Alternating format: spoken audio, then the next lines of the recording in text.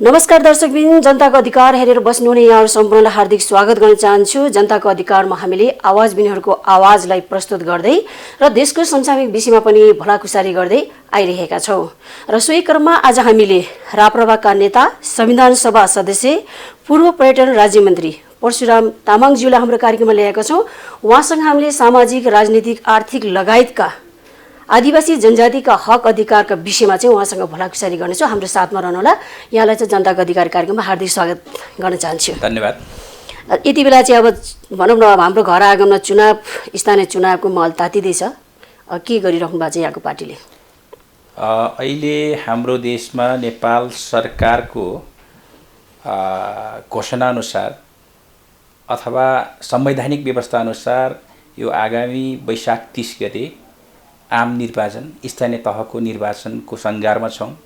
स्थानीय तहको निर्वाचनको क्रममा जसरी राजनैतिक दलका नेताहरू, कार्यकर्ताहरू, राजनैतिक दलका पार्टीहरू यो आम निर्वाचनलाई सफल पार्नको निम्ति आफ्नो जिल्लामा, आफ्नो गाउँमा तयारीको क्रम गरिरहेको छ, यस्तै प्रकारले राष्ट्रिय प्रजातन्त्र पार्टीले पनि नगरपालिकाहरूमा, गाउँपालिकाहरूमा र वडाहरूमा आफ्नो उम्मेदवारलाई जिताउनको निम्ति तयारी गर्ने क्रममा हामीहरू पनि तयारमा रहेका छौँ। त्यस लागिराख्नु भएको छ। अहिले चाहिँ उम्मेदवारी फिक्स गरिसक्नु भएको छ कि छैन? अहिले हामीहरूले उम्मेदवार छनौटको क्रममा छौँ।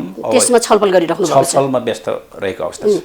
जस्तै अब स्थानीय चुनावमा त यहाँहरू लाग्नु भएको छ, यहाँ लगायत अन्य पार्टीका दलहरू पनि त लागिराख्नु भएको छैन? गठबन्धनको पनि यहाँहरूले कुरा सुनिराख्नु भएको होला।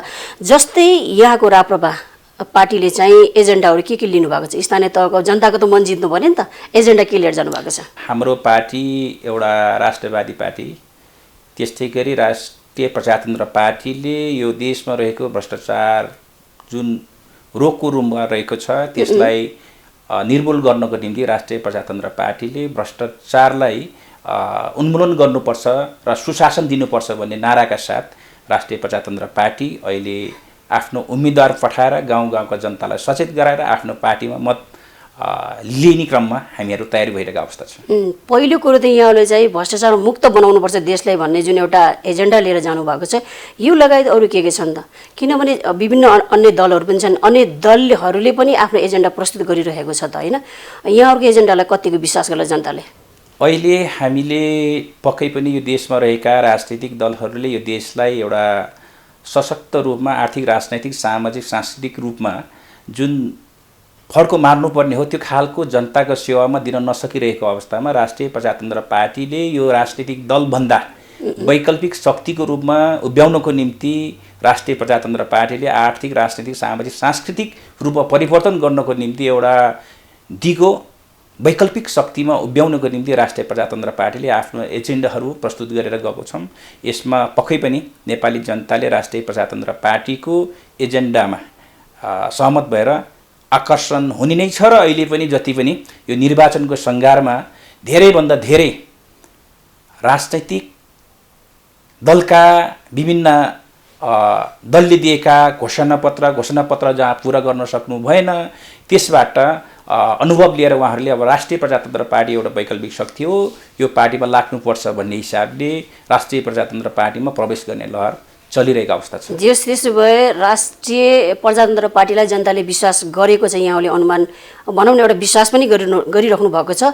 यो यहाँले यो कुरा भन्दै गर्दाखेरि जस्तै राप्रपा नेपाल र राप्रपा जुन यहाँहरूको बिचमा चाहिँ अलिकति मनमुटाव देखिएको छ नि त, यसले चाहिँ अलिकति असर पार्छ कि के सोच्नु भएको छ यसमा? पक्कै पनि यहाँले एउटा राम्रो कुरा प्रश्न राख्नुभयो कि राष्ट्रिय प्रजातन्त्र पार्टी महाधिवेशनपछि जुन हिसाबले नेपाली जनताले वैकल्पिक शक्तिको रूपमा उभ्याउनको निम्ति जुन विश्वास गरेको थियो, नेताहरूको जुन एउटा पद लोभको कारणले गर्दाखेरिमा नेताहरूले व्यवस्थापन गर्न नसकेको अवस्थामा जुन पार्टी अहिले फेरि दुई टुक्रा भएको छ, यसले पक्कै पनि राष्ट्रिय प्रजातन्त्र पार्टीले जुन लक्ष्य लिएर हिँडिरहेको थियो त्यसमा अलिकति केही न केही असर गर्छ जस्तो मलाई लाग्छ। किनभने आफ्नै घरभित्र जस्तै अब राप्रपा नेपालमा उता कमल थापा हुनुहुन्छ, होइन, यतातिर चाहिँ अब राजेन्द्र निग्देल हुनुहुन्छ, उहाँकै कार्यकर्तालाई फेरि उतातिर लगेर पार्टी प्रवेश गराइराख्नु भएको छ कि भनेपछि घरभित्रको यो खिचातानीले गर्दाखेरि अन्य बाहिरका दलहरूसँग कसरी प्रतिस्पर्धा गर्नुहुन्छ त? पक्कै पनि केही यो विषयमा त नेताहरूले सोच्नुपर्ने हो नि त, राप्रपाका नेताहरूले। केही राष्ट्रिय प्रजातन्त्र पार्टी र राष्ट्रिय प्रजातन्त्र नेपालका नेतृत्वले आफूसँग नजिक रहेका कार्यकर्तालाई एक आपसमा तानातानको प्रवृत्ति र त्यो काम कायमै रहेको छ। त्यसो हुँदा पनि राष्ट्रिय प्रजातन्त्र पार्टीप्रति अहिले यो नेपालमा राष्ट्रिय प्रजातन्त्र पार्टी र राष्ट्रिय प्रजातन्त्र पार्टी नेपालका कार्यकर्ता बाहेक आम नेपाली जनताहरू अहिले प्रवेश गर्ने लहर जुन जनताले चाहिँ विश्वास गर्नु भएको छ भनौँ न राप्रपालाई चाहिँ एकदम जुन प्रवेश गर्ने क्रम जारी रहेको छ। यसले गर्दा पक्कै पनि केही आमूल परिवर्तन हुन्छ भने चाहिँ विश्वास दिलाउन चाहनुहुन्छ यहाँले? मैले यो जहाँसम्म लाग्छ जुन अहिले धेरै शिक्षित व्यक्तित्वहरू धेरै अनुभवी व्यक्तित्वहरू पार्टीमा प्रवेश गरिराख्दाखेरिमा पक्कै पनि यो पार्टीले योभन्दा अगाडिको भन्दा राम्रो भएर जान्छ भन्ने मलाई विश्वास लागेको छ। हामी छोटो अब भन्यो अलिकति प्रसङ्ग राज संस्था र हिन्दू धर्मतिर पनि जानुपर्छ कि जस्तो मलाई लाग्यो। यहाँ आउँदै गर्दा राप्रपाले जुन एजेन्डा उठाइराख्नु भएको छ यसले गर्दाखेरि जनताले के चाहन्छ त? फेरि राज संस्था आओस् अनि त्यसपछि हिन्दू राज्य कायम हुनुपर्छ भन्ने खालको कुरा पनि आइरहेको छ नि त। यहाँकै पार्टीको अध्यक्षले पनि त्यो एजेन्डा उठाइरहेको अवस्था छ। भनेपछि यो पक्षमा जनताको सोचाइ जनताको भावना कस्तो पाइराख्नु भएको छ? मैले भन्नुपर्दाखेरिमा अब यो राज संस्थाको विषयमा भन्नुपर्दा यो नेपाली जनताले निर्केल गर्ने कुरा हुन्। नेपाली जनताले चाहेको अवस्थामा मात्र यो राज संस्था आउन सकिन्छ। मैले यो कुरा किन गरेँ भने किन राप्रपाका अध्यक्ष राजेन्द्र निङ्गेलज्यूले पनि यो कुरा गरिराख्नु भएको छ नि त होइन? भनेपछि यहाँले नै क्लियर गरिदिनु पऱ्यो नि त। यस्तो छ अब यो राष्ट्रिय प्रजातन्त्र पार्टीले विभिन्न आफ्नो एजेन्डा मध्येमा राज संस्था र हिन्दू राज्यलाई आफ्नो भूमिका मेन एजेन्डाको रूपमा लिएर प्रस्तुत गरेको अवस्था छ। यो क्रममा त्यो पार्टीभित्र बसिसकेपछि म एउटा यो अहिलेको व्यवस्थामा रहेको हुनाले मेरो व्यक्तिगत धारणा चाहिँ के छ भन्नु होला भने राज संस्था हिन्दू राज्य आउनको निम्ति नेपाली जनताले राष्ट्रिय प्रजातन्त्र पार्टीलाई 2/3 बहुमत दिएर ल्याउनु पर्यो, त्यसपछि मात्र ल्याउन सकिन्छ। यो भनेपछि जनतामाथि छोडिदिनु पर्यो होइन? जनता त्यसले गर्दा जनताले राष्ट्रिय प्रजातन्त्र पार्टीलाई विश्वास गरेर मत दिएको खण्डमा बल्ल ल्याउन सकिन्छ। यो अहिलेको व्यवस्था अब जनमततिर गयो भनौँ न यो विषय। अब जस्तै स्थानीय तहमा महिलाको अवस्था के देख्नुहुन्छ त? जस्तै अहिले यहाँहरूको पार्टी पनि गठबन्धनमा जान लाग्नु भएको होला, अब अन्य त अब 5 दलीय त गठबन्धनमै छ होइन? भनिसकेपछि 33% पनि महिलाहरू आउन नसक्ने अवस्था देखिएको छ कि अब के हुन्छ त महिलाको अवस्था स्थानीय तहमा? अहिले यहाँले चाहिँ त्यसमा पनि अब समग्र महिलामा अलिकति उच्च वर्गको महिलाहरू मात्रै गइरहेको छ, तल्लो वर्गका महिलाहरू चाहिँ अब जहाँको त्यही देखिएको अवस्था छ नि त। अब समानुपातिको रूपमा नि एकजनालाई लगेर त्यहाँ राखिदिएको छ, अन्य चाहिँ जहाँको त्यही छ कि जुन किसिमका यो परिवर्तनपछि संविधान लेखनको कार्यक्रमहरू भयो। संविधान लेख्ने क्रममा हामीहरू त्यहाँका सदस्य भएर संविधान लेख्दै गर्दाखेरिमा नेपालमा रहेका सम्पूर्ण पार्टीका महिला सङ्गठनहरूसँग हामी बसेर महिलाहरूको अधिकार कसरी स्थापित गराउने भन्ने खालको विषयमा छलफल भएर केही अधिकारहरू लेख्ने काम भयो।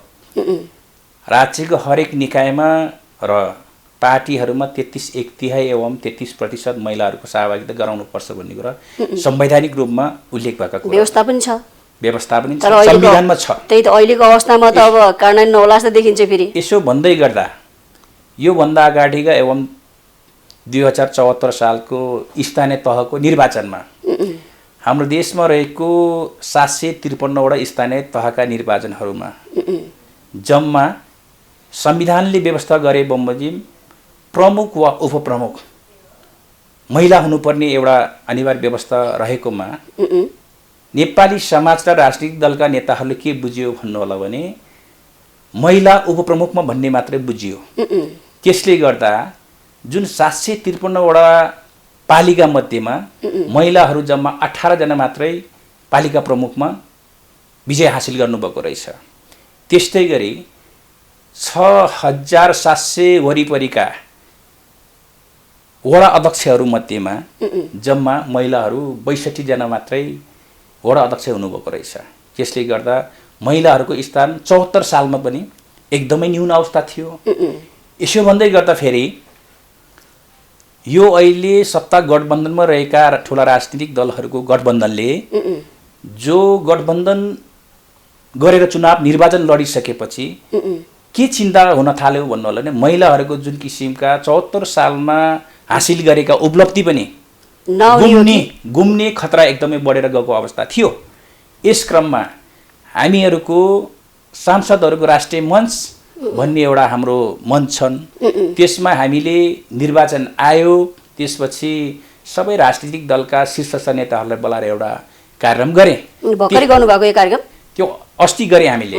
गरिसकेपछि के भयो भन्नु होला भने त्यो कार्यक्रमको फलस्वरूप निर्वाचन आयोगबाट प्रति कुनै पनि राजनीतिक दलले महिलाहरूलाई एकजना मात्र सिफारिस गर्नुपर्दा अनिवार्य रूपमा महिला सिफारिस गर्नुपर्छ भन्ने खालको सर्कुलर निर्वाचन आयोगबाट आएको थियो। त्यसलाई के गर्यो भन्दाखेरिमा राजनीतिक दलका नेताहरूको सत्ता गठबन्धनका नेतृत्वहरूको प्रभावले दबावले गर्दाखेरिमा निर्वाचन आयोगले ती बुदाहरू भुलवश भएको कारणले गर्दा हटाएको भन्ने खालका एउटा विज्ञप्ति आएको हुनाले फेरि पनि महिलाहरूको जो प्रतिनिधित्व भएर अगाडि बढ्ने जुन लक्ष्य छ संवैधानिक व्यवस्था गरेका लक्ष्यहरू छन् त्यो पक्कै पनि तपाईँको कमजोर स्थितिमा पुग्यो भन्ने मैले बुझेको छु। दर्शकबिन हामी छोटो ब्रेक लिन चाहन्छौँ। यहाँहरू हेर्दै हुनुहुन्छ जनताको अधिकार कार्यक्रम, हाम्रो साथमा रहनुहोला।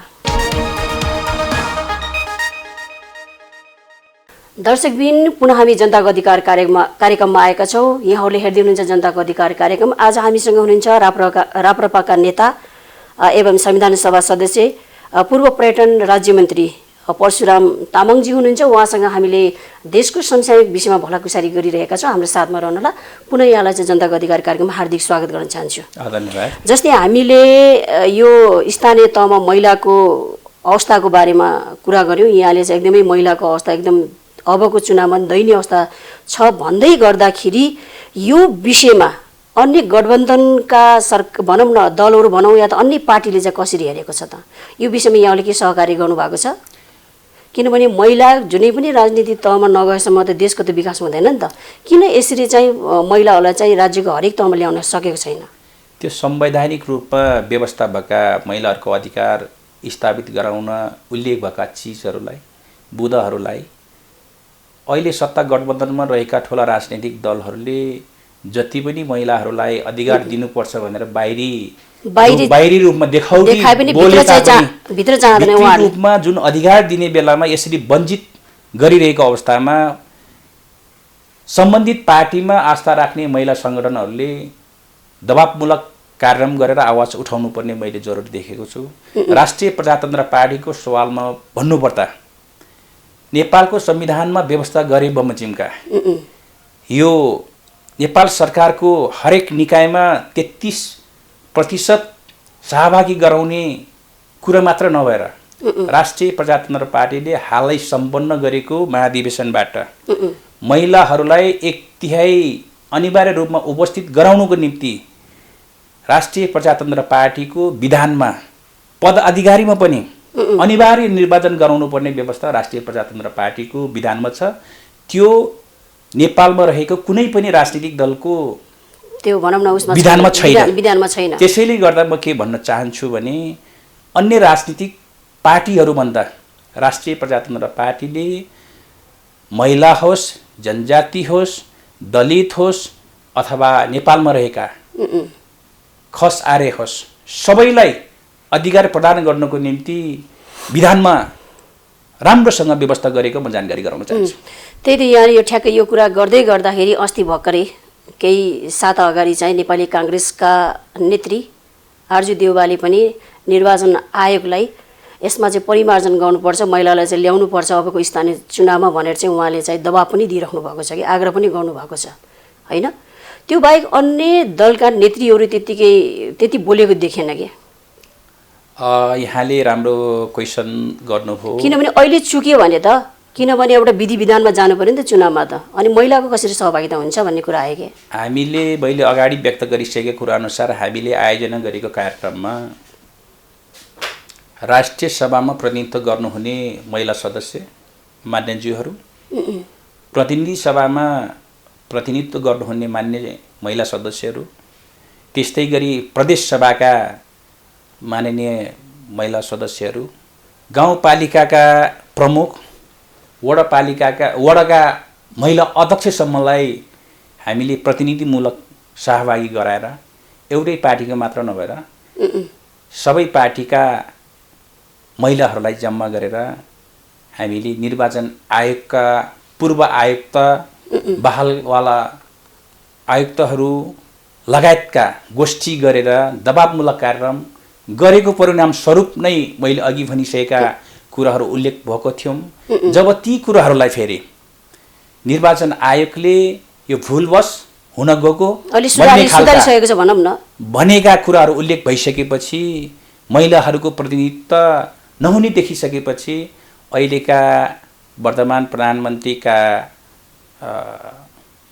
विशेष जुन मान्य आर्जु राणा देवालले जुन आवाज उठाउनु भएको छ, पक्कै पनि उहाँ एउटा महिला भएको नाताले प्रधानमन्त्रीको एउटा नजिकको नाताको हिसाबले पक्कै पनि यो आवाजहरूलाई फेरि पूर्ण रूपमा लागू हुनेछ भन्ने विश्वास लिएको छु। जस्तै यहाँ चाहिँ अब पूर्व पर्यटन राज्य मन्त्री पनि हुनुहुन्छ हैन, यहाँले चाहिँ अब त्यति बेलाको वाइड बडी काण्ड पनि हेरिराख्नु भएको थियो। यो काण्ड चाहिँ अहिले सेलाएर गइरहेको छ, अन्य पार्टीले पनि उठाउँदैन कि? यहाँले त नजिकबाट बुझ्नु भएको थियो, हेर्नु भएको थियो, यसको बारेमा चाहिँ विरोध पनि गर्नुभएको थियो। यो के हुन्छ अब यो केस? अब पहिलो कुरा म पर्यटन मन्त्रालयमा बस्ने क्रममा पर्यटन एउटा नेपालको आर्थिक एउटा धरोहरको ठुलो खम्बाको रूपमा लिने गर्दछ।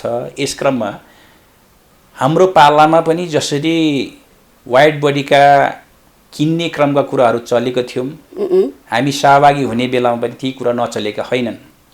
चल्दै गर्दा यो वाइड बडी किन्ने क्रममा केही भ्रष्टाचार हुन्छ भन्ने आशंका मलाई लागेको थियो र मैले जुन कर्मचारीहरूलाई अलिकति उहाँहरूको इच्छाभन्दा विपरीत यो खालको काम गर्नुहुन्न भन्ने खालका विरोधहरू गरेको कारणले गर्दाखेरिमा यो हाम्रो पालामा त्यति साह्रो भ्रष्टाचार हुनबाट हामीले जोगाउन सफल भयौँ, ताकि हामीभन्दा अगाडिका सरकारका पर्यटन मन्त्री, मभन्दा पछाडिका पर्यटन मन्त्री र अर्को लास्टका पर्यटन मन्त्रीज्यूहरू अहिले अख्तियारमा मुछिनु भएको छ, अख्तियारमा मुद्दा धाइराख्नु भएको छ। राष्ट्रिय प्रजातन्त्र पार्टीलाई, राष्ट्रिय प्रजातन्त्र पार्टीको तर्फबाट सहभागी भएका हामी मन्त्रीहरूले त्यो बेलामा वाइड बडीको विरोध गरेका कारणले हामीले पार्टीलाई पनि जोगायौँ, हामी पनि अहिले खुल्ला रूपमा हिँड्न सक्ने भएर बस्न सक्छौँ। पर्यटन राज्य मन्त्री हुँदाखेरिको पर्यटनको अवस्था, नेपालको पर्यटनको अवस्था र अहिले यति बेला चाहिँ नेपालको पर्यटनको अवस्थामा के फरक पाउनु? अहिले सबभन्दा पर्यटन क्षेत्रका पर्यटन व्यवसायीहरू यो 2 वर्षे कोभिडको कारणले गर्दाखेरिमा पर्यटन व्यवसायहरू पुरै थल्लोमा परेको अवस्था छ। त्यही त विकल्प त खोज्न सकिन्थ्यो नि त। विकल्प खोज्दै गर्दा अहिले हामी पुरानोको नाताले अथवा पर्यटन व्यवसायीहरूको बैठकबाट नेपाल सरकारलाई विभिन्न किसिमका विकल्पहरू दिएका थियौँ। केही कुरा सम्बोधन भयो होला, तर धेरै जसो कुरा सम्बोधन हुन सकेन। त्यसैले गर्दा अहिले यो अलिअलि केही सुधार हुन थालेको महसुस भएको छ। जो 2 वर्षसम्म पर्यटन व्यवसायीहरूलाई थला परेका व्यवसायहरूको व्यवसाय सञ्चालन गर्नको निम्ति सरकारले केही न केही प्रोसेस त चाल्नु पर्थ्यो। चाल्नको निम्ति म सरकारसँग आग्रह गर्न चाहन्छु। जस्तै यहाँ संविधान सभाको सदस्य भइराख्दाखेरि पनि यो जति पनि जनताको हक अधिकारहरू बनाउने क्रम थियो, त्यस बेला चाहिँ आदिवासी जनजातिहरूको पनि हक अधिकारहरू चाहिँ हुनुपर्छ, पाउनुपर्छ, पछाडि परेको समुदायहरूको पाउनुपर्छ भनेर यहाँले चाहिँ उठाइराख्नु भएको थियो, वकालत गरिराख्नु भएको थियो हैन। तर त्यो हक अधिकारहरू अहिले पनि कुण्ठित भएको जस्तो देखिन्छ कि? यसमा के छ यहाँको धारणा? मैले यो संविधान सभाको सदस्य भएको नाताले पहिलो कुरो नेपाल एउटा बहुजाति बहुधर्म संस्कृतिले बसोबास गरेको मुलुक हो। संविधान सभाको सदस्यको नाताले हामीले नेपालमा रहेका सबै जाति भाषा धर्म संस्कृति भूगोलमा बसोबास गर्ने सबैको हामीले हक हित र अधिकारको संरक्षण गर्नुपर्छ र उहाँहरूको अधिकार लेख्नुपर्छ भन्नेमा हिँडेको व्यक्ति एउटा सदस्य भएको नाताले यो क्रममा म आफै पनि जनजाति भएको नाताले अन्य जाति समुदायको अधिकारको कुरा त मैले गरेकै थिएँ। यस क्रममा जनजातिहरूको आवाज अधिकारको बारेमा जुन ठुला राजनीतिक दलका नेताहरूले जनताहरूलाई भ्रम पारेको थियो त्यो भ्रम मुक्त गर्नको निम्ति मैले केही काम गरेको मैले महसुस गरेको छु। उदाहरणको रूपमा दोस्रो संविधान सभामा आदिवासी जनजातिहरू सबै पार्टी गरेर 190 जना हामीहरू सहभागी थियौँ। 190 जना सदस्य भइराख्दाखेरिमा जुन संविधान लेख्ने बेलामा सबै जातिहरूको आयोग संविधानमा उल्लेख भयो, तर आदिवासी जनजाति र मुस्लिमहरूको अधिकार त्यहाँबाट लेख्नबाट वञ्चित गरायो, हटाइयो। यस क्रममा आदिवासी जनजातिहरूले सबै पार्टीका आदिवासी जनजातिहरूको भेला पार्टी प्यालेसहरूमा विभिन्न होटेलहरूमा हुने गर्थ्यौँ र त्यो अधिकार आयोग स्थापना गराउनको निम्ति बाहिर सबै एकता हुन्थ्यो। संविधान सभाको हलमा पुगिसकेपछि राजनैतिक दलका पार्टीका हुइपले गर्दाखेरिमा उहाँहरू पछि हट्नुहुन्थ्यो, त्यो लेख्न सफल भएको थिएन। यस क्रममा कुनै पनि ठुला राजनीतिक दलका सदस्यहरूले आदिवासी जनजाति आयोग र मुस्लिम आयोगलाई स्थापना गराउनको निम्ति उहाँहरू अगाडि नबढिसकेपछि अन्तिम समयमा मैले राष्ट्रिय प्रजातन्त्र पार्टीको तर्फबाट आदिवासी जनजाति आयोग र मुस्लिम आयोग संशोधनका लागि निवेदन दर्ता गरेँ। संशोधनका लागि निवेदन दर्ता गरिसकेपछि यो संविधान सभाको बेलामा सिंहदरबारमा लिखित रूपमा 601 मध्येमा हामीले मात्र निवेदन दिएको कुरा त्यहाँ रेकर्डमा छ। त्यसैले गर्दा जब संशोधन हालिसकेपछि बाध्य भएर आदिवासी जनजाति आयोग र मुस्लिम आयोग संविधानमा लेख्नको निम्ति सफल भएको छ। यसले गर्दा मलाई यसमा गौरव लाग्छ। अब अन्तिममा नेपालको अर्थतन्त्र, अब नेपालको मात्रै होइन विश्वको पनि अर्थतन्त्रलाई डामाडोल भइरहेको अवस्था छ। अन्तिममा जाँदै सरकारलाई र अब स्थानीय चुनाव पनि आएको हुनाले चाहिँ युवाको भविष्यको लागि, अब राष्ट्रको विकासको लागि र नेपालको अर्थतन्त्रलाई बलियो बनाउनको लागि के भन्न चाहनुहुन्छ? अहिलेको समयमा देश मात्र नभएर सम्पूर्ण विश्व नै कोभिडको कारणले अर्थतन्त्रको रूपमा एकदम कमजोर रहेको अवस्थामा नेपाल झन् एकदमै आर्थिक रूपमा कमजोर रहेको अवस्था छ। यसले गर्दा यो अर्थतन्त्रलाई बलियो बनाउनको निम्ति सबै राजनीतिक पार्टीका दलहरू अहिले अलग अलग पार्टीमा चुनाव लड्दै गर्दाखेरि पनि यो आर्थिक रूपमा देशलाई कसरी बलियो बनाउने भन्ने कुरामा चाहिँ एकमत भएर अगाडि बढ्नुपर्छ भन्ने मेरो आग्रह छ। हवस् त, जनताको अधिकारमा आएर यहाँले चाहिँ आफ्नो महत्त्वपूर्ण कुरा राखिदिनु भयो। मेरो व्यक्तिगत तर्फदेखि र नाइस टेलिभिजनको तर्फदेखि यहाँलाई चाहिँ धेरै धेरै धन्यवाद। मलाई केही शब्द राख्ने मौका दिनुभएकोमा नाइस टेलिभिजन र हाम्रा दिपा बहिनीलाई मुरी धन्यवाद दिन चाहन्छु। धन्यवाद। हवस् त दर्शकबिन, यति बेलासम्म जनताको अधिकार हेरेर बस्नुहुने यहाँहरू सम्पूर्णलाई धेरै धेरै धन्यवाद। पुनः अर्को साथ हामी यस्तै जनताको हक अधिकारसँग बोल्ने व्यक्तित्वहरूसँग आउने बाचा गर्दै म दिपाले लगायत हाम्रो सम्पूर्ण टिमको तर्फबाट बिदा माग्दछु। नमस्ते।